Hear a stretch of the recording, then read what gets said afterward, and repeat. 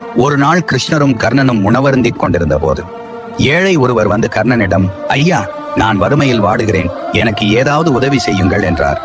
உடனே கர்ணன் தனது இடது கையால் பக்கத்தில் இருந்த தங்க கிண்ணத்தை எடுத்து தானமாக கொடுத்தார். ஏழை வாங்கி சென்றதும் அனைத்தும் அறிந்த கிருஷ்ணரே கர்ணனின் வாயால் இதற்கான அர்த்தத்தை தெரிந்து கொள்ள விரும்பி கர்ணனிடம் கேட்டார். கர்ணா, இடது கையால் தானம் செய்வது பாவமாயிற்றே, அதில் தர்மத்தின் பலனும் இல்லையே, அனைத்து சாஸ்திரங்களையும் அறிந்த நீயே இப்படி செய்யலாமா என கிருஷ்ணர் கேட்டார்.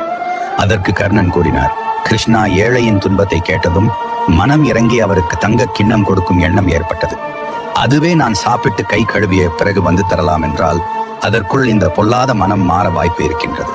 ஒருவேளை வேறு ஏதாவது பொருள் கொடுத்தால் போதாதா, ஏன் தங்க கிண்ணம் கொடுக்க வேண்டும் என்ற எண்ணம் வந்துவிடும்.